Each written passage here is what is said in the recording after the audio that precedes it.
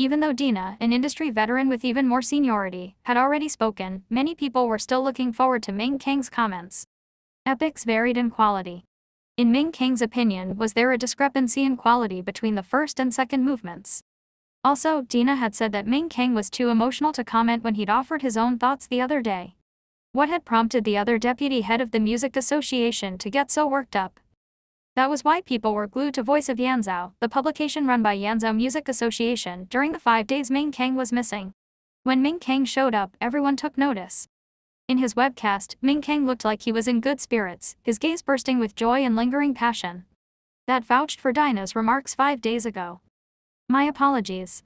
These were probably the most exciting 5 days of my 60-plus years of existence. Ming Kang's voice started to quiver toward the end of the sentence. A hand carrying a teacup entered the frame. Even though the hand was the identifying feature, people who knew about Ming Kang's family situation recognized it belonged to his wife. Ming Kang was probably trying to break the ice. Wasn't his wedding the happiest few days of his life?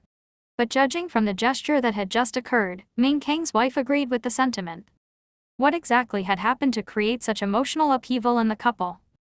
The keen new sense of the Prairie Fire producer prompted him to message a staffer immediately, asking him to look into Ming Kang's latest movements. Back at the live webcast, Ming Kang accepted the cup of tea and calmed himself down. He continued speaking with a steady voice.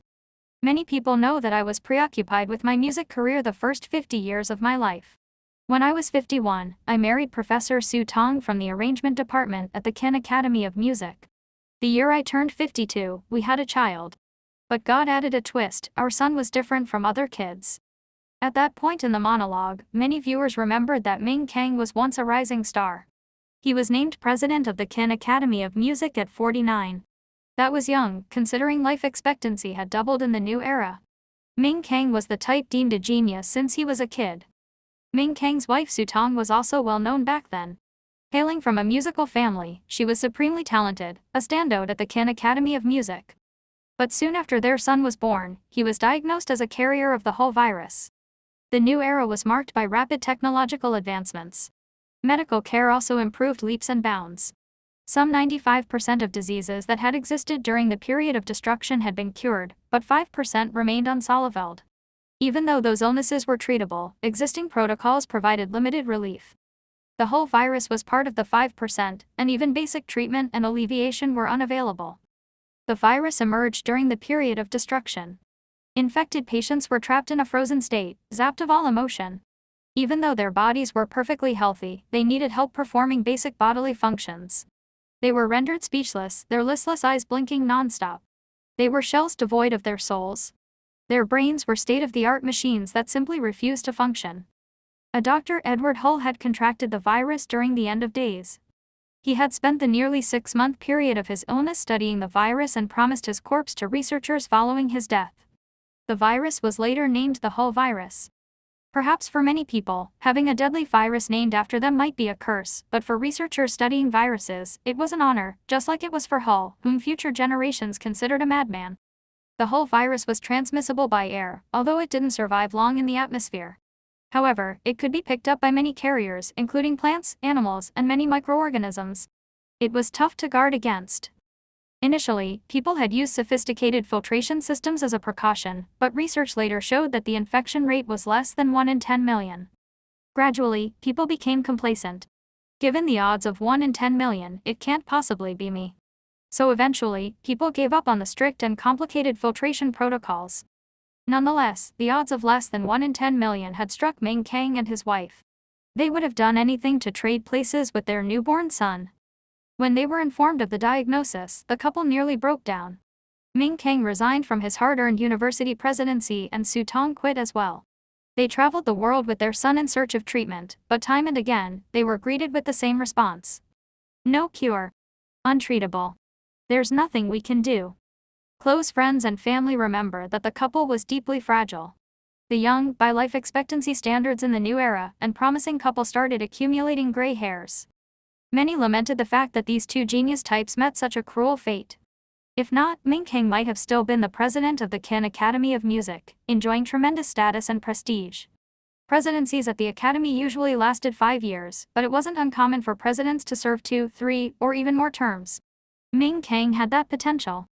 But some cynics tease that tragedy struck because the couple used up all their good luck in their first 50 years.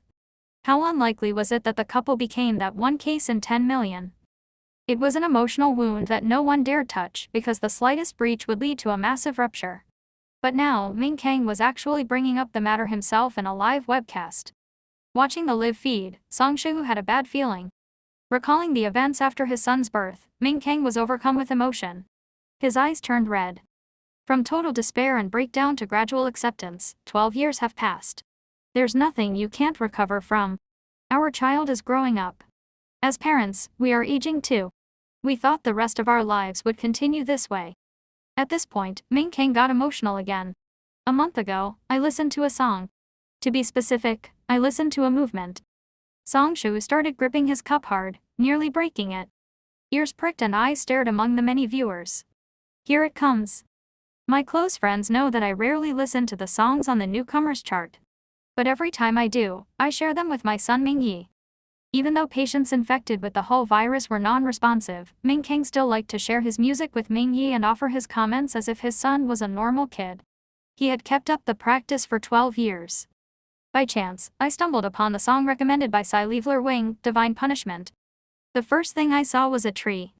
I was a bit surprised at the time. It was the first time I had seen a virtual idol that was a tree man, so I watched the music video. Quality-wise, Divine Punishment is undoubtedly a great song. Even though I'm not an expert on symphonic structures, I could notice many details worth studying. My common practice is to share my thoughts with my son first and then write a review. But this time, when I turned my head and locked eyes with my son, I noticed a slight movement. It was as if someone's finger had smudged a small opening on a window covered in a thick layer of dust. Before Ming Kang's brain could formulate a response, tears started streaming down his face without warning. He'd been afraid it was an illusion. After all, his son's eyes showed such little emotion. He and his wife were so familiar with their son's body from spending every day with him. Others would have missed such a subtle expression. So Ming Kang played the song again, downloaded it, and started looping it. When he was certain, Ming Kang was ecstatic. He immediately invited a medical professor in Kin who specialized in viruses from the period of destruction to check on his son. That was also why Ming Kang gave his take on Divine Punishment so quickly and why it was a brief phrase without elaboration. He was busy tracking someone down to examine his son. Ming Yi's brain clearly responded slightly, but it was a subtle response. It was hard to draw a conclusion. Ming Kang switched to other songs, but none of them prompted a response from Ming Yi's brain. That piqued the professor's curiosity. If the second song provokes the same response, maybe we'll have more data to work with, the old professor said. Sensing a sliver of hope, Ming Kang got in touch with Duan Qianji. He wanted to know who composed Divine Punishment and whether she could set up a meeting. Duan Qianji refused, but she told Ming Kang that the second movement was being recorded and scheduled to be completed by October. It would be released in November. After waiting for 12 years, one more month was nothing. Ming Kang could understand where Duan Qianji was coming from. From a businesswoman's perspective, to unveil the composer behind the virtual idol then would hurt their interests and throw a wrench in their marketing plan. As a fellow composer, he knew that the composer had to have been busy composing and brainstorming at the time. He didn't want to intrude. He knew well from personal experience the frustration of being interrupted. An unintentional interruption could stem the flow of creativity. He'd be damned if impatience smothered the long-awaited sliver of hope. After a painful month-long wait, the release of the second movement was finally imminent. Ming Kang's home was crowded with people filled with anticipation. Besides the couple themselves, there were also two professors who specialized in the whole virus and their study group. The second movement was obviously an escalation of the burst of emotions in the first movement. During the month-long wait, Ming Kang had studied quite a few songs with symphonic structures, but none of them provoked the slightest response. But when the second movement, Cocoon Breach, played, Ming Yi's eye showed an even stronger response. If the first movement had smudged a small opening on the dusty window, then the second movement left a large and clear handprint. For anyone else, the level of response was merely a flash of emotion, but for Ming Yi, it carried as much weight as a meteor crash. 60-year-old Ming Kang resembled a weary traveler who could finally shed his burden. He collapsed to his knees in a free fall and covered his mouth. He was scared a scream would scare off the smidgen of emotion in Ming Yi's eyes. Meanwhile, Ming Kang's wife, Su Tong, was crying hysterically in a soundproof room next door, venting years of repressed feelings. When Ming Kang's forehead hit the floor, he wore a silly smile, but his face was covered in tears. 12 years. The pressure of outside gossip and inner turmoil had nearly crushed the couple on several occasions. They had searched and hoped for 12 years and were prepared for a lifetime of waiting and searching. Lo and behold, their prayers were finally answered. I'm sorry. I got emotional again. Ming Kang had stopped reminiscing and wiped the tears on his face with a trembling hand. He took a deep breath to calm himself, then said to the camera, I know many people are curious about my thoughts on the second movement, but my sincere apologies, I can't offer an objective review because, for me, it's an act of God. First-year classes at the Khan Academy of Music. 5 days after Dina had reviewed the second movement, Cocoon Breach, instructors from the composition, arrangement, and mixing departments handed out a new assignment to first years asking them to submit a paper analyzing Cocoon Breach from the vantage point of their respective specialties. The paper served as their midterm and was due in 10 days. When they heard that former President Ming Kang was about to break his silence, the students scrambled to get online to gather material. But now they were dumbfounded. We were expecting musical analysis, and you start spewing medical diagnoses. After conferring among themselves, the first years from the composition, arrangement and mixing departments wrote a joint letter petitioning their instructors to switch topics for the midterm essay, the reason being, the assigned topic was over their heads. No one would have thought the debut of a virtual idol would gradually spin out of control like this. Even though they switched the midterm paper topic for first years in 3 departments at the last minute, none of the instructors at the Khan Academy of Music themselves dared to offer original comment on Cocoon Breach. In terms of qualifications and stature, they were still inferior to Dina and Ming Kang. Even when someone wrote a review, it merely built on Dina's and Ming Kang's comments and sprinkled in a few of original thoughts. Are you kidding me? To contradict prevailing opinion at that time would be asking for a beating. That wasn't something they would sign up for. You could frown on the epic style. You could even choose not to listen to the 2 movements. But you couldn't deny that they indeed caused unexpected, surprising ripples. Its influence wasn't limited to the music industry. The medical community was probably blown away by now as well. After Ming Kang's speech in the Voice of Yanzhou broadcast, he held up a still photo to the camera. It was a picture Ming Kang had taken of his son Ming Yi when he had showed that flash of emotion while listening to Cocoon Breach. Compared to the response of a healthy person, it wasn't that obvious. It resembled a slight shimmer in the gaze of someone with a cool personality. But considering Ming Yi had been suffering from the whole virus for 12 years, it was a remarkable reaction. The photo convinced people who thought Ming Kang was exaggerating. Ming Kang and wife and the 2 professors were also in the picture. It couldn't have been faked. So it was a real photo. Before he ended the webcast, Ming Kang wore a broad smile as he admired the picture. Go get him, my little sapling. You must stay strong, he said. There was nothing wrong with describing your son as a little sapling. Just as Ming Kang had himself said, because of his son, he could no longer evaluate this virtual idol's debut and the creative team behind it, so he would no longer publish his reviews in Voice of Yanzhou. Commentaries published in the Voice of Yanzhou couldn't be driven by personal feelings. When the next movement was released, he would review it in a personal capacity. Maybe that would lead to more unexpected commentary. My thanks to Polar Light, the Polar Light project team, and the composer behind Polar Light. Even though I don't know who you are, I hope I can thank you in person after the entire series of songs is released. This was a sore point for Ming Kang, the fact that Duan Qianji still refused to identify the composer. But she had told him that there were 2 movements left. After the 2 remaining movements were released, Sci-fi Wing would unveil the identity of the composer. The fact that 2 movements remained was great news to Ming Kang. He couldn't wait. He'd also promised Duan Qianji that he would not pester her about the identity of the composer before the 2 movements were released. At the same time, he had made a failed suggestion that Duan Qianji not front the project with another composer, which was common in the artistic community. Ming Kang didn't want to thank an imposter. The public wasn't privy to the private communications between Ming Kang and Duan Qianji, but Ming Kang's final sentence during his live webcast got many people wondering. Who was the composer he was referring to? Did a single producer pen the 2 movements, Divine Punishment and Cocoon Breach? Not a team of composers. This threw off people who had speculated that the songs were the handiwork of Sci-fi Wing's Flying Pegasus Cooperative. If it was a single composer, then who was it? Such a talented composer couldn't be an unknown. Which Flying Pegasus master was it? Yet industry insiders who were familiar with Sci-Leveler Wing also speculated the musical style of the two movements suggested someone that didn't belong to Flying Pegasus, or at least not one of its best-known members. Who exactly was it? That was the natural focal point of the music industry, but outside of the industry, the medical community was obsessing over how the two movements stimulated Meng Yi's brain waves. Word was that the Yanzhou government was assembling a research team to develop a cure to the whole virus. That afternoon, the hit entertainment show Prairie Fire interviewed a medical expert in its live webcast to provide context. The producer of Prairie Fire had a keen sense for news. Ming Kang had just been a few sentences into his webcast when he'd sensed an opportunity. He had dispatched a staffer to investigate and splurged on an expert from the Yanzhou Academy of Science who could unravel the secrets behind the medical mystery for the viewing public. Many people who were interested in Meng Yi's unexpected response, and skeptics as well, were glued to their screens. Many people know that sound waves serve as a stimulus to animals, and to some plants as well, for that matter. Some types of sound waves can advance plant growth. Others stunt growth or kill the plant altogether. Whether they can stimulate a plant hinges on their impact on its musically sensitive spots. Music is transmitted through rhythmic and flexible mechanical waves. When it travels through a medium, it also generates chemical and heat reactions.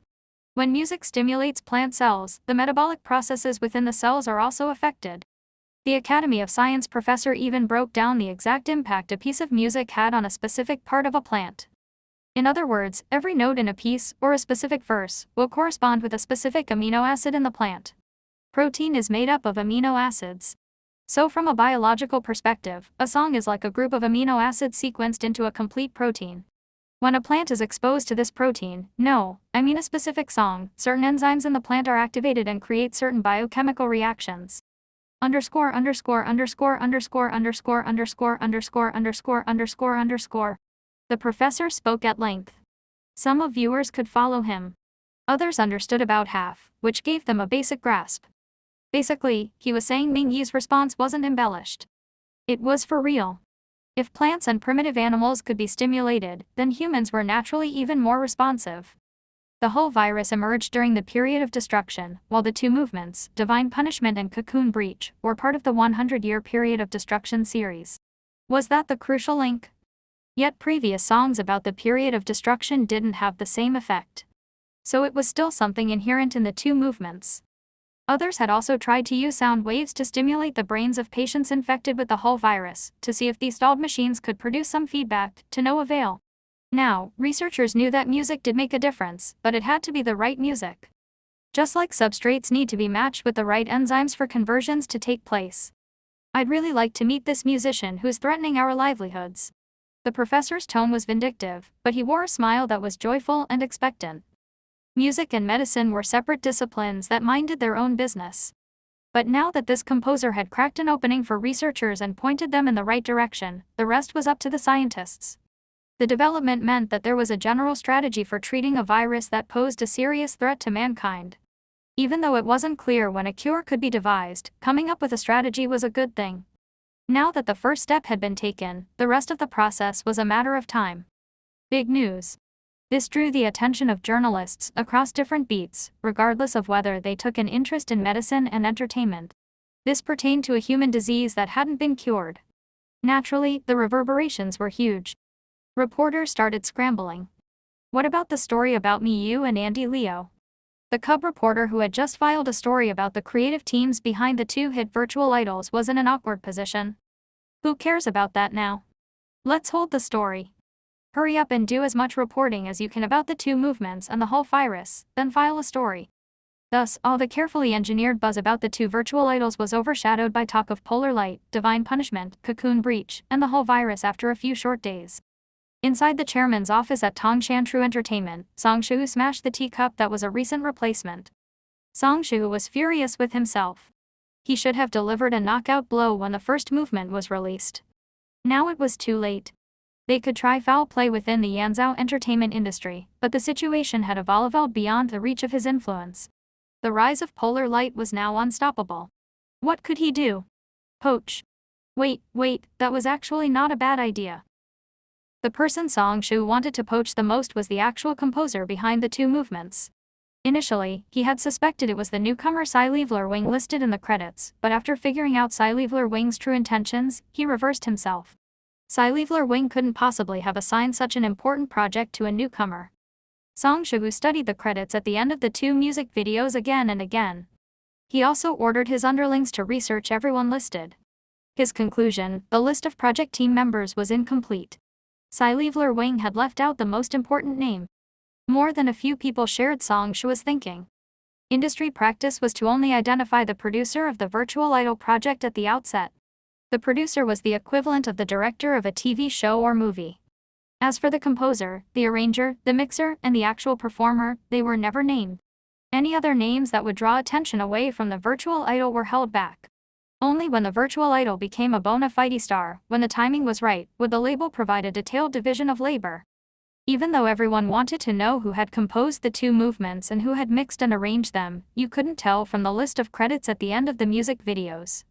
Most people believed that the names listed were merely technicians and that Sci-Fi Wing had held back the names of the composer, arranger, and mixer. They were probably afraid these folks would get poached. Inside a sanatorium in Yanzhou's coastal city of Jingding, famed musician and virtual idol producer Glyphs was sitting by the window in his room as usual, except he hadn't been in the mood to enjoy the bright sunshine for days now. All he did was stare at his tablet. He looked pale and frowned increasingly harder. He wasn't faking it this time. He was really sick.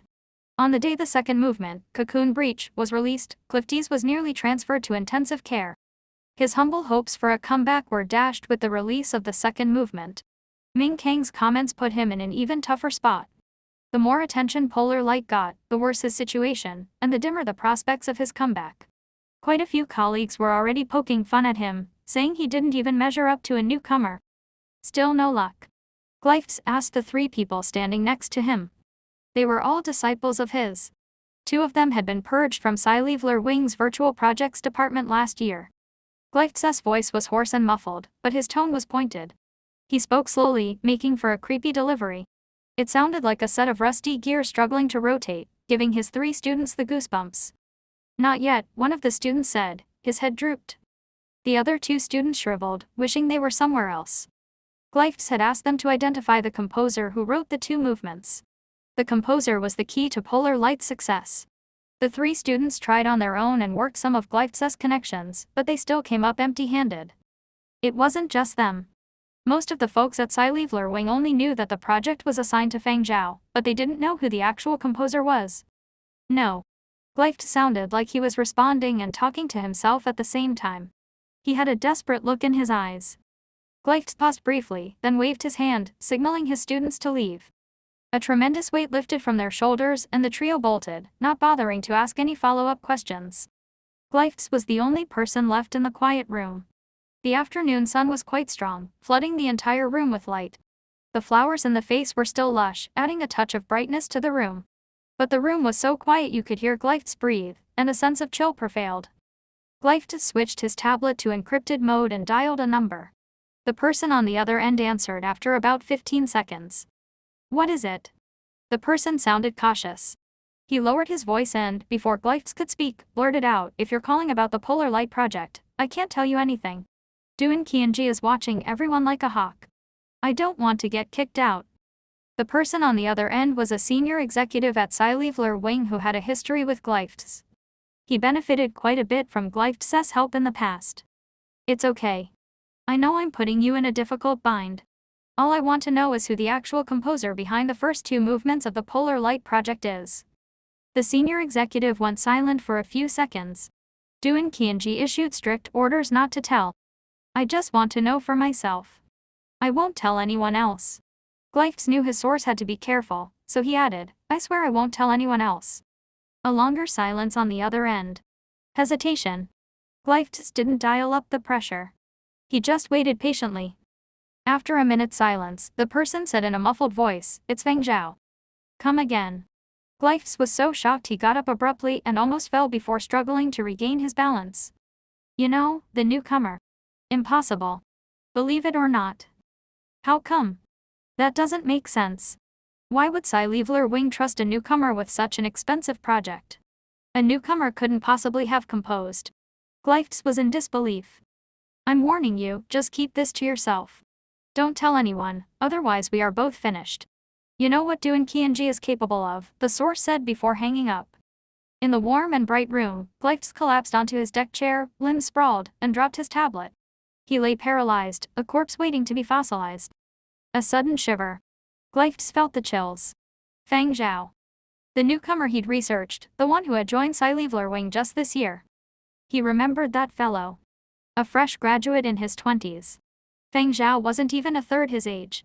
A little punk had all but hammered the final nail into his coffin. If only Feng Zhao knew what Glyphs was thinking. He would have responded, I'm your daddy, not the other way around. Underscore.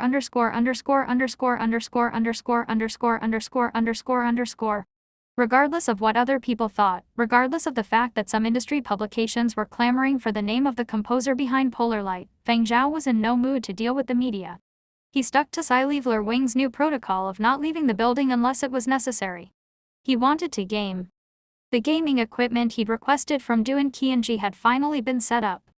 There were about a dozen prop guns that were nearly identical to the real thing. These were hard to come by. They looked so realistic that they were more tightly regulated than the prop guns used by the label's film division.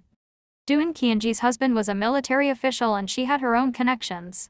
If they wanted to, they could probably procure a sizable batch of real firearms, let alone prop guns. Some of Sci-Leveler Wing's security staff were licensed to carry. Doan Qianji gave the virtual projects department 20 days off. Feng Zhao planned to devote the bulk of this period to gaming. Feng Zhao's bracelet rang as he watched technicians install the gaming consoles in a dedicated room. It was a number he didn't recognize. He walked into his office and selected voice transmission. Hello. Is it Feng Zhao? It was the voice of a male stranger. Speaking. Feng Zhao walked to his window and examined the flying car traffic below the 50th floor. My name is Beavis. I'm a B-level agent at Neon Culture. Are you interested in working at Neon Culture? Don't worry about the fine for breaking your Sci-Leveler Wing contract. We can take care of that. As long as you're willing to jump ship, we'll sign you right away. You'll be treated as a level B star. Your work will be given priority release during your first year. We'll also assign a master composer to mentor you. And if you want anything else, we're all ears. Beavis was quite confident. His offer was better than what most newcomers could manage. He was thinking that Feng Zhao was just a figurehead at Sci-Leveler Wing's virtual projects department. He was better off jumping ship to Neon Culture, where he would enjoy real perks. He had other enticements up his sleeve, but he wanted to gauge Feng Zhao's reaction first. He would continue with his sales pitch if Feng Zhao was interested. Neon Culture. Feng Zhao had thought Tongshan True Entertainment would approach him first. He hadn't expected Neon Culture to beat them to the punch. Feng Zhao knew what Neon Culture was up to. Since they couldn't find out who had composed the first two movements, then they would poach a few known staffers from the project team. As the project's producer, Feng Zhao was naturally first on the list. While Songshu was still debating whether or not to make an offer, Neon Culture reached out first. Beavis from Neon Culture. How did you get my number? Feng Zhao asked.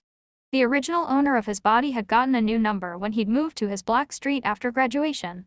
It was different from the number in the school directory. Only a few people had the number. Now that you mention it, it's quite serendipitous. One of our newcomers is from the same hometown as you are. I think you know him. You mean Feng Sheng? Exactly. What a coincidence, right? Haha. When he was digging into Feng Zhao's background, he had noticed that Feng Zhao shared a hometown with one of Neon Culture's new composers. They went to the same primary school and high school.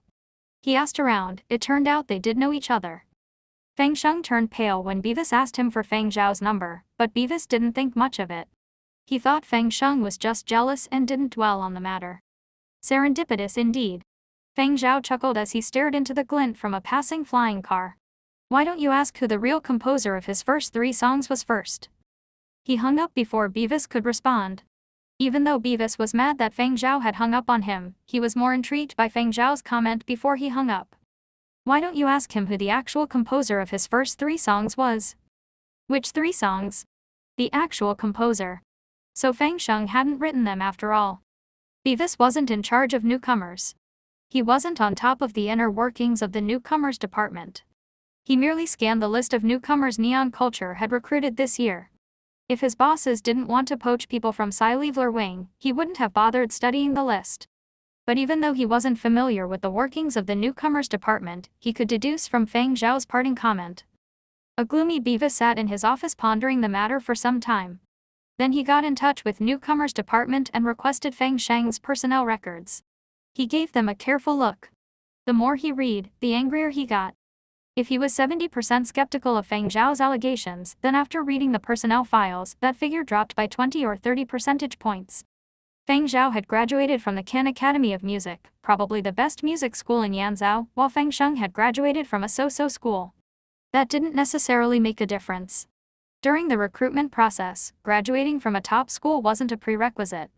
Even if you attended a low-ranked university and flunked all your classes, as long as you had musical talent of some kind, if you shined in some way, you would be considered. In other words, setting aside your educational background and connections, the key was real skill and talent. The reason Feng Sheng had caught the eye of Neon Culture's newcomers department and was signed was because of the 3 songs he'd submitted. Nothing stood out in Feng Sheng's files.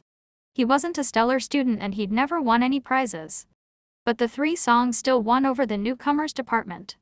The songs weren't top-notch, but they were slightly better than what the average newcomer produced.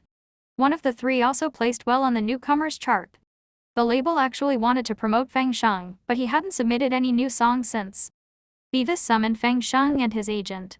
He scanned both of them with a vicious gaze. Beavis usually smiled, but he looked scary when he got serious. Feng Sheng's agent was still a bit pissed and disgruntled about being summoned by Beavis. Even though he managed newcomers, he had managed B-level stars before. He had also spent more time at Neon Culture than Beavis. Beavis's tone was downright rude, hardly befitting the respect he deserved as a senior employee. But now that he saw Beavis's expression, he could tell something was wrong. Is something wrong? Feng Sheng's agent asked. He knew Beavis had looked over Feng Sheng's files, but he still didn't know why Beavis had asked to see them. Beavis ignored Feng Sheng's agent and stared at Feng Sheng hard, as if launching a flurry of daggers. What I want to know is, who actually wrote the 3 songs you submitted when you joined the label? Already a bit fidgety at the outset, Feng Sheng's heart leapt when he heard the question, and he broke into a cold sweat. The muscles by his mouth twitched, but he didn't know what to say. He remained silent but clasped his hands nervously. When his agent cast him a questioning look as well, he knew there was nowhere to hide. He tried hard to mask his guilt, somehow managing to eke out a smile. Did someone say something? Don't believe them. I wrote those 3 songs myself. Oh. Beavis didn't press on, looking at Feng Sheng's agent instead. His gaze seemed to say, you signed the guy. It's your move. The agent stared at Feng Sheng with piercing eyes. He had managed dozens of artists. Even though he might not be as competent as Beavis, he could still spot a liar. The subtle changes in expression on Feng Sheng's face hadn't escaped his notice. Panic. Guilt. Fear. Lack of confidence. Once Feng Sheng's agent became suspicious, everything made sense. The arranger of the 3 songs had told him in private that Feng Sheng had a poor grasp on the 3 pieces. His understanding was hazy and incomplete. Initially, the arranger had chalked it up to the usual inexperience of a newcomer and thought a bit of training and guidance would do. But Feng Sheng hadn't produced any new songs since the 3 he'd entered in the new talent competition. Again, he thought Feng Sheng had simply been running low on inspiration. But it had been so long that it was becoming a problem. The 3 songs may very well have been stolen. He didn't want to believe that he'd signed someone like this. He had heard of similar cases of theft or plagiarism. Some were exposed and some were kept secret. The final outcome depended on company policy and individual finesse. Of course, the safest practice was to avoid folks like this. The bigger the label, the more it cared about its reputation. So he had the manpower and resources necessary at his disposal for a cover-up. But he'd never thought something like this would happen to him. Even if he had made the mistake of signing the man, the mistake couldn't be made public. To do so would be slapping himself in the face. It might also create unnecessary hassle for the label at this critical juncture. He had to get rid of Feng Sheng as soon as possible. Even if Feng Sheng's theft was exposed, they could prepare in advance and take the backlash in stride. Feng Sheng was signed to a 3-year contract. His contract stipulated that if he was fired without cause, he was entitled to severance totaling 3 times his income during his employment. This wasn't an unjustified firing, but the label couldn't reveal the real reason behind the dismissal. They also had no proof that Feng Sheng had stolen the 3 songs. Feng Sheng would never admit to it. Based on the number of downloads the three songs had generated, Fang Sheng's severance would amount to more than $10 million. That was an expense the label didn't want to incur. Even though the amount was nothing to Neon Culture, they didn't want it spent that way. So after amicable negotiations that were stick and carrot in reality, Neon Culture agreed to a severance pay of $1.5 million. Fang Sheng was terminated effective immediately. Fang Sheng's agent conducted the negotiations on his behalf. Beavis stayed mum, giving his tacit approval to the deal. So Fang Sheng stole someone else's songs, most likely Fang Zhao's. Even if they confirmed the theft, if Fang Zhao was a nobody and Fang Sheng had potential, they wouldn't have fired Fang Sheng. They might even have helped cover up the theft. They were businessmen, after all. Their financial interests came first. But Fang Zhao was a rising star with the full backing of his label, while Fang Sheng wasn't an asset worth protecting. His firing was a no-brainer, and it had to be done fast. They had to get rid of him before the scandal broke and the finger-pointing began. If people asked, they would just say that Fang Sheng had poor character. Poor character was a catch-all term in the industry. It could refer to personality issues, an inability to get along with colleagues, or a foul temper that affected morale. It could also refer to specific behavior, like theft or plagiarism. The former wasn't a big deal. As long as the person in question was talented, personality wasn't an issue. But the latter was a problem. There were no secrets in the industry. If they pried enough, prospective employers would find out about the poor character assessment in Fang Sheng's personnel files at Neon Culture even if he tried to hide it. That was enough to make him off limits for most record labels in the industry. Fang Sheng was kicked out of Neon Culture's headquarters half an hour later. He struggled to maintain his composure as he got all sorts of looks from the people around him. He didn't linger.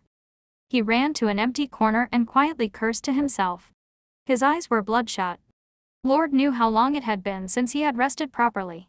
His face was paler than Zhu Wen's after 2 straight days of gaming. As for the $1.5 million in severance pay, the old Fang Sheng would have counted his blessings. But after enjoying the adoration and the easy money the 3 songs had generated, the $1.5 million was a pittance. But he didn't want to lock horns with Neon Culture. If he'd stayed at Neon Culture, he would have earned much more. He was entitled to much more. After taking a few deliberate breaths, Fang Sheng turned his attention to his bracelet and looked up Fang Zhao's number. It was just a matter of time before he could buy another song from a music student desperate for cash. But Beavis had to tear into him now and interrupt his plans.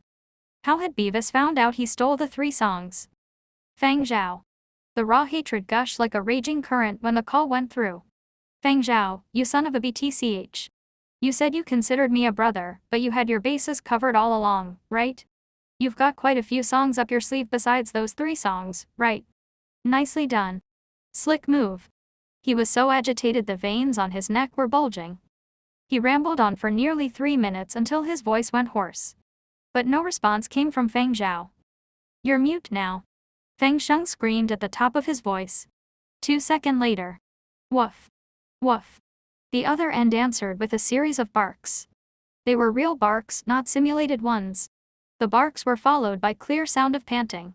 Fang Sheng fell silent. He had just delivered a 3-minute tirade to a dog. Fang Sheng was so pissed his body shook. He felt like spitting blood. Such a bully. Fang Zhao had actually used a dog on him. Fang Sheng was so mad he wanted to smash his bracelet, but luckily, he held back. He had just been fired. He wouldn't be receiving any income for some time. His severance pay was still being processed, it hadn't been wired to him yet. There wasn't much left of his cut from the revenue from song downloads during the new talent contest after he had bought his new apartment. The bracelet had cost him tens of thousands of dollars. He couldn't afford to trash it now. Fang Sheng wanted to vent his anger from losing his job. He didn't dare take aim at the folks at Neon Culture. All he could settle for now was Fang Zhao, the person who had set him up. Little did he expect Fang Zhao to not answer altogether and put his dog on instead. Was Fang Zhao mocking him? Knowing full well that his tirade would only be answered with dog barks, Fang Sheng took a few deep breaths and hung up. He was going to bottle up his frustration and take off, but after taking 2 steps, he stopped suddenly to look at his bracelet. He was so angry he had let his guard down. He reviewed what he had just said. He didn't think he had confessed to stealing the songs outright, so even if Fang Zhao had recorded the conversation, it wouldn't amount to much proof. He wouldn't lose in a court of law. Good thing he had restrained himself. If he was thrown off by a few dog barks and confessed to stealing the songs, then it would all be over. So that was what Feng Zhao was up to. You wanted to set me up again. Feng Sheng stared at the end of the road, eyes burning. Feng Sheng was being paranoid. Feng Zhao knew that he wouldn't fess up to stealing the songs that easily. Here was someone savvy enough to steal the 3 songs without the original host of his body noticing and without leaving a trace of evidence. He wouldn't be easily duped into a confession. There were always people who felt that they were entitled to your generosity.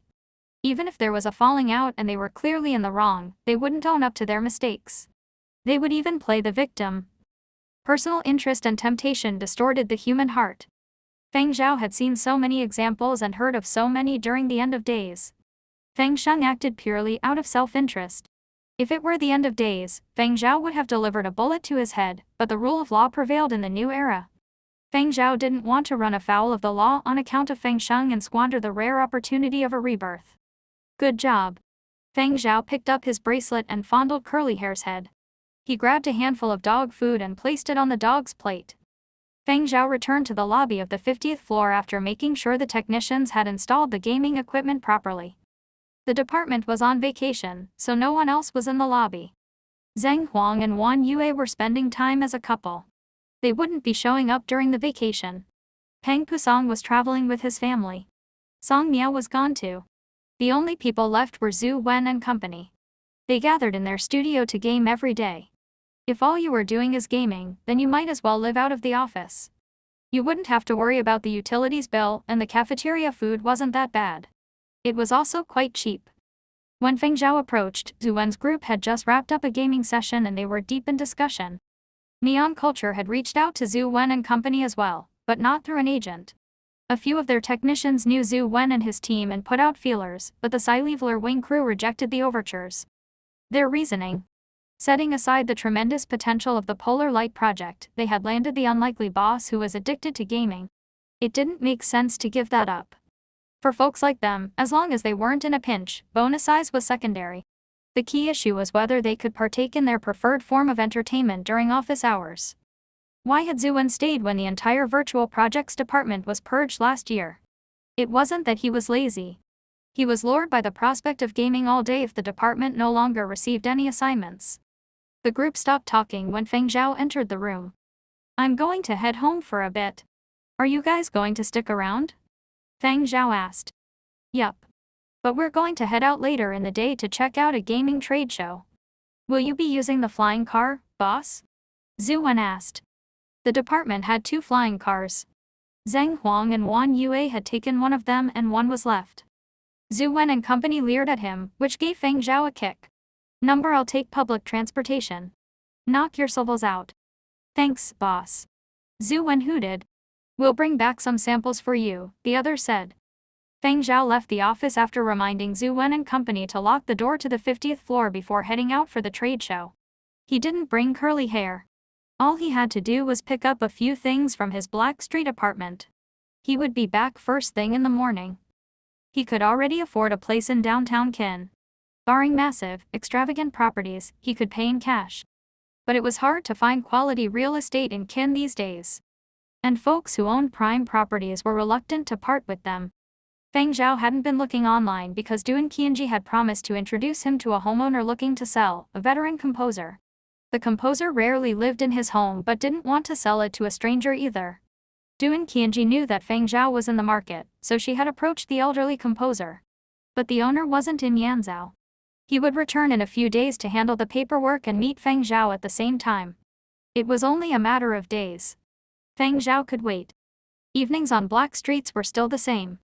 Loud dance music mixed with laid-back tunes. Drunks shot the breeze in clusters. Young punks new to the life were plying their trade.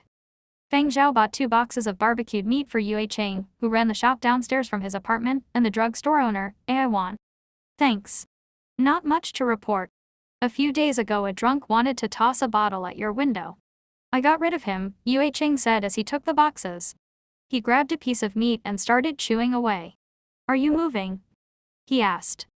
Yue Cheng didn't know how the entertainment industry operated, but he had watched the music videos for the 2 movements. And he knew from news reports that the 2 songs were a big hit. Regardless of whether or not Feng Zhao was the actual composer of the two movements, judging from his official credit, he stood to benefit in a major way. It was time for him leave. Soon, but I'm not going to give up my apartment in the coming weeks, Feng Zhao said. Please make sure you give me a heads up when you move out so I can buy your apartment, Yue Qing blurted. He had been eyeing the flat above his shop for some time. Tenant records were kept electronically. Once Feng Zhao gave up his flat, it would be up for grabs. If another tenant moved in, Yue Qing wouldn't be able to buy it. Planning an expansion? Feng Zhao asked. It's about time. I've also been in touch with the tenants on the 2 floors above yours. I should be able to buy those flats next year. I've been laying the groundwork for some time, haha. Now that he had saved enough, Yue Qing could proceed with his shop expansion. Naturally, he was in a good mood. Of course, folks like him couldn't compare to Feng Zhao, who could earn more than 1 million on one song alone. But average folks had their own way of life. Yue Qing was quite happy with his life right now. Got it. I'll give you a heads up before I give up the flat. Yue Qing's shop was swarmed with customers, so Feng Zhao got out of the way. He left the shop and headed up the staircase. But once he got to his apartment, Feng Zhao could tell that something was wrong. When he lifted his head, he saw someone standing in front of his flat. Another approached from behind on the staircase. The sandwich approach signaled premeditation and professionals. The staircase was dimly lit to cut costs. Public areas like this either had faulty lighting or were dimly lit. Feng Zhao didn't look back and continued walking until he was 2 steps away from the man standing in front of his apartment. He looked perhaps a few years older than Feng Zhao. He had a crew cut except for a crown-shaped hairdo in the middle, which was dyed half red and half blue. His right cheek sported a tattoo of a snarling beast. Feng Zhao remembered Yue Qing mentioning once that black street thugs with a beast tattoo on their right cheek were typically hired guns and not young punks who engaged in random petty crime. In other words, someone had paid them to show up. When the man scanned Feng Zhao's bracelet, Feng Zhao had a hunch who their employer was. Feng Zhao. The man standing in front of the door gauged Feng Zhao like a quality control inspector. His teeth were dyed neon green. The beast tattoo on his cheek became even snarlier. A fellow resident on the 2nd floor was about to head downstairs. He turned around immediately after noticing the impending conflict, too terrified to even fart. Zap. The man standing in front of Feng Zhao's door was holding an electric rod that emitted a live current. The sound echoed clearly in the corridor. He took a step toward Feng Zhao and said, "Don't be afraid. Just hand over your bracelet and we'll be out of here in no time. There's no point in blocking traffic." But before he could finish, Feng Zhao had pulled a gun and trained it on him. Feng Zhao could hear the trailing footsteps cease. He flashed a warm smile and told the man in front of him, "Don't be afraid. You've made a long trip, so why don't you step inside for a chat? There's no point in blocking traffic." Feng Zhao's move caught the both by surprise. This wasn't part of the plan. The man blocking the apartment door secretly cursed their employer. "Didn't you say this kid was an artist type? An assassin, no question. A composer? Hell no." His temple pressed against the barrel of a gun, he swallowed the comment he was about to make and lowered his hand carrying the electric rod. The two of them had been working black streets for some time. They had completed quite a few jobs, so they knew who was faking it, who was a paper tiger. They could deduce from a single move or look. The way Feng Zhao handled his gun and the look in his eyes scared the man blocking the door shitless. He could tell Feng Zhao's composure and proficiency weren't faked. He knew that if they made the wrong move, Feng Zhao would pull the trigger. So the man trailing Feng Zhao also halted. He couldn't risk making a move before gauging the situation. Otherwise, he'd be returning with a body bag. But the good thing about professionals like themselves was that they were flexible. "Big brother, this is all a misunderstanding. No need to get worked up." The man blocking the entrance to the apartment mustered a smile and turned off his electric rod. The sound of the current disappeared. He raised his hands up high. He had no qualms about addressing a man younger than him as older brother. "I'm not worked up. Let's go inside and have a proper chat," Feng Zhao said. No, we better not intrude. We'll leave right away." Right away. As soon as he lifted one leg, he noticed Feng Zhao's finger on the trigger tighten. He stayed put, wearing a pained expression on his face. The snarling beast tattoo looked like a joke. "It's okay. Head on in. I just want to ask you a few questions." Unlock door. On Feng Zhao's command, the apartment door opened automatically. Feng Zhao had upgraded the security settings on his door to a dual ID check, detection of his bracelet and voice recognition. Staring down the barrel of the gun, the first man walked into the apartment with a gloomy look on his face. The other man was about 2 meters tall. His neck was exposed despite the cold weather, revealing a blanket of tattoos. His muscles were firm and chiseled. Feng Zhao could also tell from the sound of his approaching footsteps that he wasn't as slow as he looked. "Stand over there." Feng Zhao gestured to the big guy. "Make yourself at home. Find a place to sit down. I'll let you go after asking you a few questions." Feng Zhao pulled up the only intact chair in the room and sat down. The two men scanned the tiny room top to bottom with one quick look. The only places to sit were 2 stools. Even though the stools were a bit low, they were better than sitting on the floor. The 2 20-centimeter tall stools were used to reach higher levels. Curly hair also liked to sunbathe on them. Now they looked completely undersized as they held 2 grown men, one of them a big fellow. "Forget about the knife behind you," Feng Zhao interjected. The man with the red crown hairdo had felt the knife behind him when he sat down. Feng Zhao's comment caught him by surprise, almost prompting him to jump up. "Damn, we've met our match." Crown had lowered his head and cursed quietly as he withdrew his hand. "Fire away. It's our own fault that we got caught red-handed. We took the job without doing our research," Crown had said. "But we're not sure who our employer is." "You're not clear, but you have a good idea." Feng Zhao was in no mood for fudging. "Tell me, what has Feng Sheng asked you to do?" Crown had raised his eyebrows when Feng Zhao uttered the words Feng Sheng. Now that all the cards were on the table, there was no point in bullshitting. "You should know we are hired guns. We do what we're paid to do. Someone offered us 30,000 to steal your bracelet. The client only sent us a text message, and the number he left is a burner number. But I'm guessing he is probably the Feng Sheng you speak of. He hired a friend of mine to monitor your movements." Crowdhead stared at Feng Zhao and tried to glean a response. Nothing. Crownhead had revealed what he knew of Feng Sheng's recent moves, but the two of them didn't know that Feng Sheng had stolen 3 songs from Feng Zhao. Feng Sheng was very cautious. He didn't tell a soul. "Anything else besides the bracelet?" Feng Zhao asked. Crownhead was going to say no, but he cast a glance at Feng Zhao and decided to tell the truth. "He said if we taught you a lesson he would pay us an additional 10,000.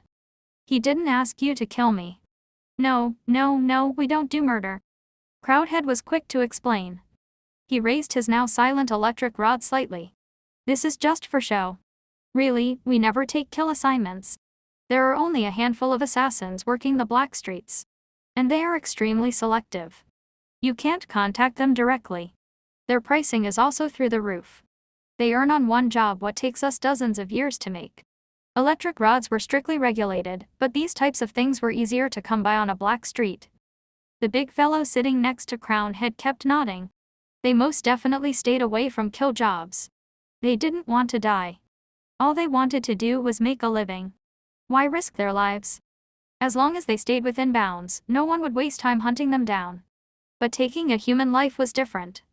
That wasn't something you could hide from.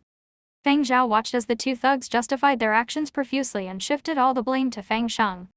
But he wasn't fooled by their cowering act. If he lost focus for 1 second or showed any sign of weakness, they would take advantage and turn the tables on him. These 2 weren't greenhorns. They were too experienced to intimidate with mere violence. That's why Feng Zhao went straight for his gun. It was easier to talk once he seized control of the situation. And it would dash any ideas of a comeback.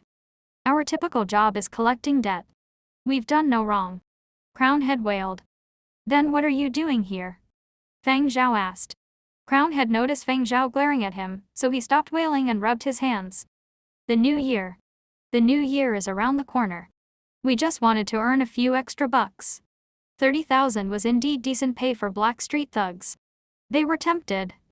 Plus, Feng Sheng had hired someone to watch Feng Zhao. They had thought it would be a straightforward gig. Once they had gotten word that Feng Zhao was back, they had scrambled to set up in front of his apartment. Little had they known they would end up in this predicament. As Crownhead spoke, the doorbell rang. It was Yue Ching. A customer had told Yue Ching that he saw a man with a beast tattoo on his cheek head up to the 2nd floor, so he had rushed upstairs to make sure Feng Zhao was okay. "I heard a man with a beast tattoo on his cheek showed up." Yue Ching hadn't finished his sentence when he noticed the 2 men with beasts inked onto their faces kneeling, or sitting rather, inside Feng Zhao's apartment. These two are. Yue Qing pointed to the two men with a look of surprise. Guests, here for a cup of coffee, Feng Zhao said. The two men sitting on the stools played along, lifting their plastic cups filled with room-temperature tap water. The two thugs grew up on the Black Street, so of course they knew of Yue Qing. They had bypassed Yue Qing's shop on purpose, but here he was anyway. Were Feng Zhao and Yue Qing close friends? Crown Head closed his eyes to conceal his sense of doom. Feng Zhao alone was enough trouble. Even if they snatched Feng Zhao's bracelet, would Yue Qing seek revenge for his friend? They hadn't researched their target properly. If they had known, they would have turned down the job. Feng Sheng screwed them over. But when he lifted his head, Crowdhead was already flashing what he thought was an honest smile and his rows of neon green tinted teeth. Yue Qing gave both men a careful look over. They sat obediently on the two stools like primary school students listening to a lecture. If you ignored their build and beast tattoos, Yue Qing would have thought they were victims. He was baffled. Did Feng Zhao really know them? These two were familiar faces on the Black Street. They weren't from this building but the one 2 blocks away. They had shopped at Yue Qing's store before. Yue Qing remembered them. He took another glance at Feng Zhao, who did not seem threatened. Someone had to mind his shop, his wife hadn't left work yet, so he couldn't be gone for too long. His customers would start getting antsy after a 5-minute absence or so. Then. Just holler if something goes wrong. I can hear you downstairs, Yue Qing said. Got it. Thanks. Great. Then. Enjoy your coffee. Yue Qing was still confused when he headed downstairs and shook his head. He could no longer read youngsters these days. Crown had kept defending himself after Yue Qing left, all but calling Feng Zhao their daddy. Anything so that Feng Zhao would let them leave. Feng Zhao listened quietly as Crown had wrapped up his spiel. He responded, there's a saying from the Black Streets, live in the present. Let bygones be bygones. In a Black Street context, that didn't mean you left grievances unanswered. What it meant was that you had to exact revenge right away. Crown had understood right away, saying, we'd love to look up Feng Sheng for a chat, but we don't have his address. I do, Feng Zhao responded. Shui Jing only wanted to sell to someone that gave him good vibes. Good vibes were hard to define, but somehow, he felt that he wouldn't be upset if he sold his flat to Feng Zhao and the apartment was completely renovated. Just as Feng Zhao put it, different arrangers would handle the same song differently. Different styles would come out. Everyone was equally entitled to leave their mark. Any buyer was simply a temporary custodian of the property. Property prices in Kin were quite high, especially in this neighborhood. Flats that were located on the 100th floor or higher usually cost at least $10,000 per square meter. There was only one penthouse apartment in the building.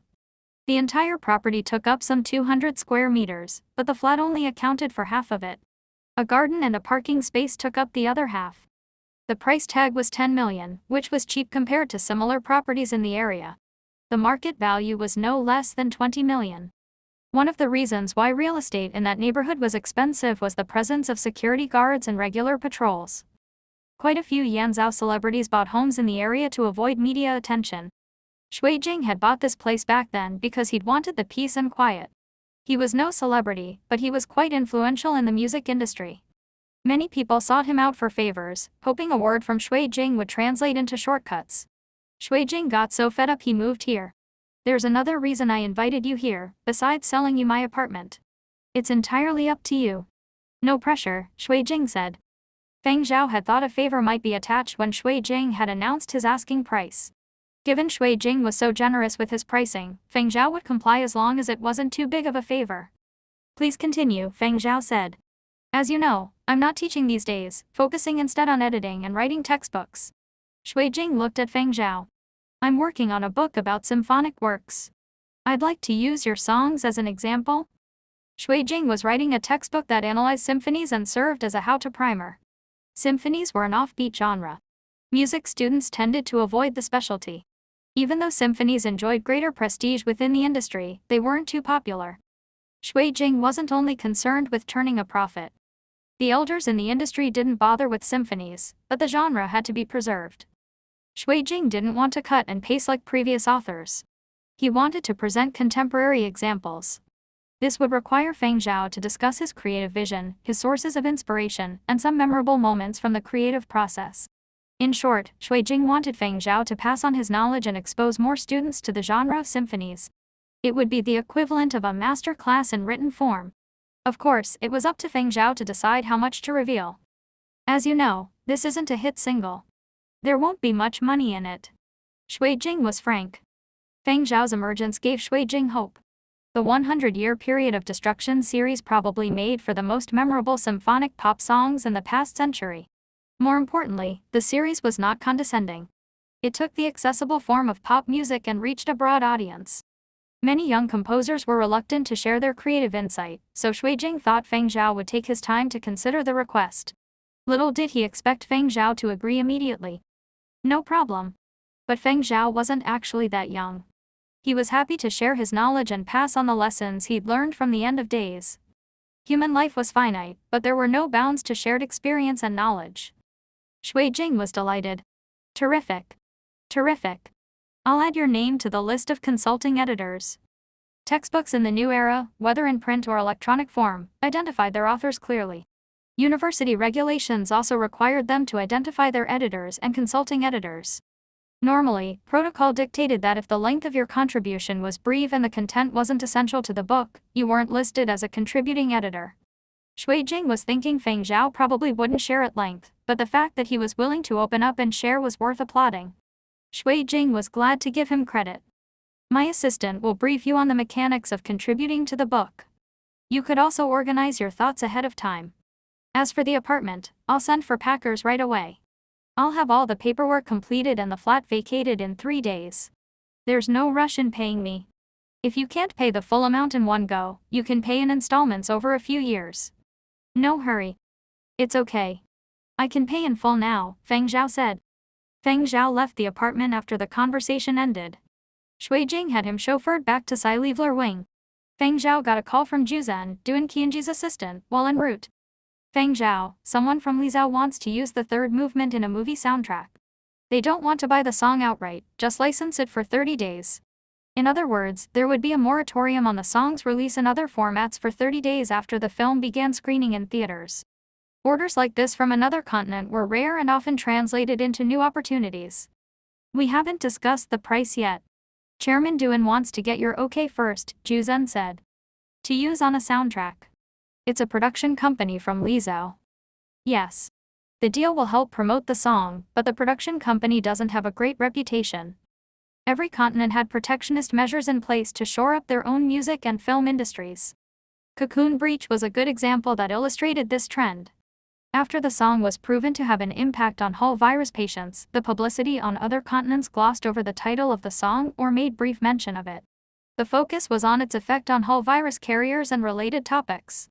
The medical discussion took precedence, obscuring any talk of polar light or details about the first and second movements. It was one thing if the two songs were merely released as songs. But the two movements were inextricably linked to a virtual idol, so they were heavily censored in Lizhao. Media coverage of the songs in Lizhao not only buried the title of the songs and the names of the composer and production company, polar light wasn't mentioned at all. Few people who read the news reports searched for the songs. The first two movements also weren't available for download outside of Yanzhou. So what Duan Qianji had in mind was using the Lizhao film as an alternative platform, even though it might be a crappy production. Given the fact that the two songs were not available for download outside of Yanzhou, they could license them for placement in films. This didn't affect their marketing plan in Yanzhou. But Duan Qianji was worried that Feng Zhao would find the placement degrading if the film was a mediocre production just judging from appearances. He might be turned off. That was why she had asked Juzhen to run the plan by Feng Zhao first before entering into negotiations. After being briefed by Juzhen, Feng Zhao thought for about 2 seconds.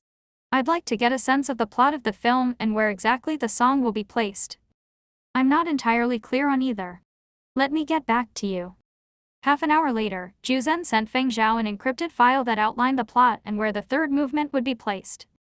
The document also listed the names of the production company and key investors as well as the main actors. The credits would have meant nothing to someone outside the entertainment industry in Yanzhou. But anyone from Lizhao could tell from the names of the production company and investors that the film was a shameless ploy to promote a certain star. What was funny was that, despite their corny storylines and shitty acting, films like this did okay at the box office. People usually bitched as they watched these movies online. They knew they were crap but they couldn't resist watching. Maybe it was a form of venting. Feng Zhao spent an afternoon watching previous releases backed by the same production company and investors. He had his answer by sundown. I'll sign off on this. My only request is that the third movement only be used for the scene specified. There is no leeway on this. It can only be played then. The continent of Renault, or Lizhao, was named after the New Era General Harman Renault. In Renault, the last name of Renault was a status symbol. Renaults frequently popped up among the top names in politics, military, and finance, but what captured the public imagination the most wasn't these men in positions of power, but young Zéro Renault, a regular in the paparazzi pages. Zéro Renault was the youngest grandson of the current governor of Renault. Even though the governor already had great-grandchildren, his favorite was still Zéro, who was rather spoiled. Zéro Renault was the prototypical impulsive rich kid. Born into royalty and wealth, he'd never worked a day in his life and spent most of his time partying and chasing skirts. After graduating from university, he had launched the movie company Wireless Media. But even people who paid scant attention to the entertainment industry knew that the company was a joke. Every movie project it backed was a vehicle for his current girlfriend. So far, Wireless Media had 7 films to its credit, and Zéro had cycled through 7 girlfriends in the past 2 years. People jokingly dubbed Zéro Senior Master, and not because of seniority. He was the youngest Renault in his generation. Senior Master was a reference to his excess, indulgence, and incompetence. Anyone who lived in Renault knew that any Wireless Media production was crap plot-wise. Every film had a simplistic story. You could figure out the ending by reading the synopsis. Utterly unoriginal. Sometimes the movies barely made sense. Given the level of technological advancement in the new era, film production was quite straightforward. The number of films made had grown exponentially. Still, some of the major online portals screened their offerings. Yet any such restrictions were amenable to political and financial influence. Take Zéro's Wireless Media, for example. Its releases were nearly universally panned, yet they were promoted vigorously on the most prominent platforms. They drew a significant viewership and did okay at the box office. Their revenues could never rival hit blockbusters, but they still managed to break even. Viewers also loved to trash the films online because Zéro didn't seem to mind. Gradually, moviegoers became emboldened. Every time a Wireless Media film was released, they would watch it right away and generate tons of reviews. The reviews were still mostly critical. But despite the overwhelmingly negative commentary, the movie still drew a considerable audience. Part of the reason was Zéro's reputation. Everyone wanted to see what kind of crap the notorious rich kid had produced. They got a kick out of it. There was another reason. Wireless Media releases usually boasted huge budgets and realistic sets. The Renaults were loaded, and while Master Zéro set low standards for story development, he was exacting when it came to production design and visual effects. He loved films with epic scenes, so the movies he made were filled with them. Movie technology was in full bloom in the new era. A single digital artist could easily create grand and realistic space shots. But sophisticated viewers could always spot flaws. The proliferation of special effects created a niche audience that preferred big-budget blockbusters that used actual sets and props. And the reason such viewers enjoyed Wireless Media releases was because they often used the real thing instead of props, be they firearms, flying cars, or spaceships. For his last production, Zéro had rented a spaceship and 10 fighter jets from the military. Several scenes were also shot in space. Zéro himself was no expert when it came to production design, but as a Renault, he felt he had to distinguish himself. When everyone used special effects, he would use the real thing. Only lavish budgets and splashy moves would live up to the Renault name. And now Master Renault was on his 8th girlfriend and Wireless Media was gearing up for their 8th production. It was an old-fashioned damsel in distress movie. Usually, Zéro would hire a famous actor to star alongside his girlfriend. When he was in the mood, he would make a cameo appearance himself. But this time, Senior Master didn't want to guest star. He wanted to be the leading man proper. So Wireless Media's 8th production had an even larger budget than usual. Zéro ordered the filmmakers to rent 3 battleships and nearly 50 fighter jets. Of course, the battleships and fighter jets were steered and piloted by actual soldiers. As impulsive as Zéro was, he wasn't stupid enough to let non-professionals man the battleships and fighter jets. If any of them were damaged during shooting, his father would skin him alive. Zéro had the perfect excuse cooked up when he approached his father for his military connections. The film would promote the military, boost recruitment, and help clamp down on draft dodgers. In the new era, a mandatory 2-year period of military service was required for both men and women. The length of service was scaled back to 1 year after 200 years. Still, people went to extraordinary lengths to avoid serving. Li Zhao had been plagued by a series of high-profile desertions not too long ago involving several rather prominent celebrities, which generated considerable public discussion. Zhou's father didn't buy his son's story for 1 second, but alas, his father, Zhou's grandfather, the governor himself, was already on board. Dad had no choice but to comply grudgingly. As a result, he was ostracized within the military and treated like a leper. The insults made in private were even worse. Someone once joked that Zhou was born to screw over his father. The latest production generated buzz within Renault's entertainment industry because of the huge budget and the large number of military rentals. Others saw a golden opportunity. No matter how crappy the film turned out to be, people would still flock to see it. It would probably draw a larger audience than wireless media's previous 7 movies. Any role in the film offered great exposure. Agents were dying to place their clients. Apart from actors, composers also wanted in. They scrambled to offer their best songs. Many even offered discounts. But Zhou didn't like any of the demos he received. Yet his appearance in the film called for the most epic song, so he decided to hire the best composer in town. Just as he was about to shop for composers, word broke of the magical songs that had a healing effect on a whole virus patient. The story piqued Zhou's curiosity. He ordered his underlings to obtain copies of Divine Punishment and Cocoon Breach. The songs weren't available for download in Li Zhao, but Zhou had his connections. After listening to the 2 songs, he made contact with Sci-Fi immediately. He loved the first 2 movements. Judging from the evolution of the songs, Zhou figured the 3rd movement would strike his fancy even more. He never used pieces that had been previously released on his movie soundtracks. They were too familiar and wouldn't add to the class of the film. He was starring in this 8th production, after all. His entrance had to be accompanied by a brand new, epic song. Only that kind of background music befitted his status. Most blockbusters hired professional composers to write songs tailored to their plot and different scenes, also known as made-to-order songs. So Zhou had people reach out to Sci-Fi to see if the composer of the first 2 movements was willing to write a song for his movie. But Sci-Fi refused immediately. The reason they gave was that the composer was too busy working on the 3rd movement. That pissed Zhou off, but Sci-Fi was adamant in their refusal. There was nothing he could do. Zhou could make mountains move simply by flaunting his family name in Renault, but people in Yanzhou were less likely to extend a similar courtesy.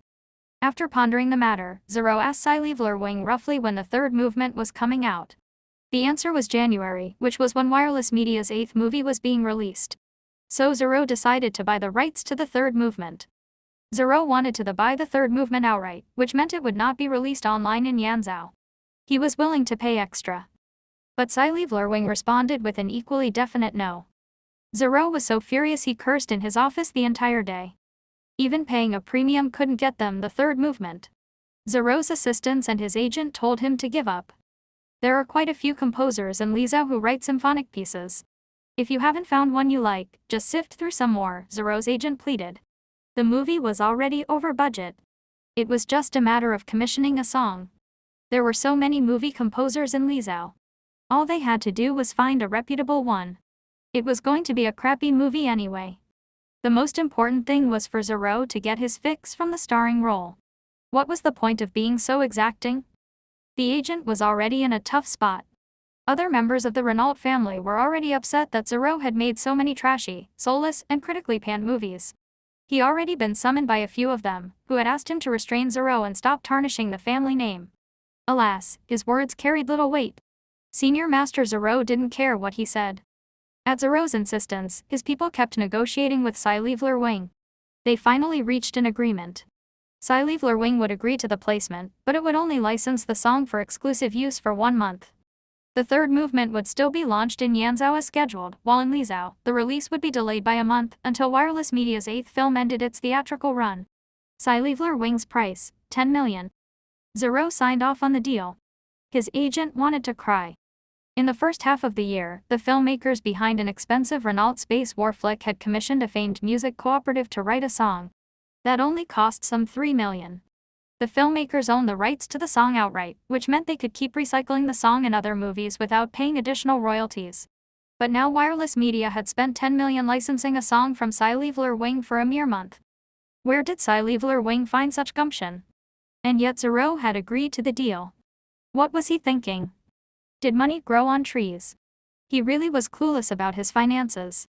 Senior Master, should we maybe reconsider? The agent pleaded again. There's no need. Let's do it. Let's speed up the shoot. The day the third movement is released in Yanzhou will be the day our movie is released. He didn't want the background music that introduced his character showing up elsewhere first. But the price and the terms. Zero's agent made a last-ditch effort. They're fine. Zero was already fed up. He wanted to get on set and figure out when his first scenes were. His stunt double had been filming until now. Zero's agent was the picture of doom. He wiped his forehead. You had to be nuts to spend so much to license a song. They were bound to become the laughingstock of the industry. He knew there was no room for savings on production design, given how demanding Senior Master was, but not being able to cut costs on music rights and going over budget instead, how very indulgent. I almost forgot, did Sci-Fi mention any other conditions? Zero asked. The composer has requested that the third movement only be used for the scene he specified and nowhere else, an assistant standing next to him said. Zero looked at his assistant and smiled. That's what we were thinking all along. That's where I make my grand entrance. Indeed. That's why Wireless Media agreed to the deal, the assistant said. It was just one scene and they couldn't even play the entire song. For that, Sci-Fi had demanded 10 million. Only a dumb SS so loose with his cash like Zero would agree, his agent thought. 10 million. Were they paying for golden bricks? Taking note of his agent's sour mood, Zero chuckled and said, look how stingy you are. It's not that I'm stingy, Senior Master. It's $10 million, for crying out loud. What if the song doesn't work? Then we'll buy another song, the song you picked earlier. We'll use that as backup. So they would splurge on another song. What about the 10 million? Then we'd have to write off that 10 million, his agent said. Then write it off. I can afford it, Zero responded casually. Yeah, you're a Renault, 10 million is like $1,000 to you, but for mortals like us, it's like treading ice, the agent cursed silently. Given the cumulative profits from Wireless Media's first 7 movies, they could break even despite taking a $10 million loss this time. That was also why Zero was so carefree. They were breaking even making the occasional profit. He could keep fooling around in the entertainment industry. Is it worth it? Zero's agent was still in pain. Are you suggesting it's not worth it spending this much on music for a crappy film? Zero looked at his agent askance. The agent flashed an embarrassed smile, thinking to himself, so you realize this is a shit production too? Wanna hear a saying? Zero asked. Yeah. The agent and assistant were all ears. Since the beginning of time, crappy films have generated hit songs. Like and subscribe.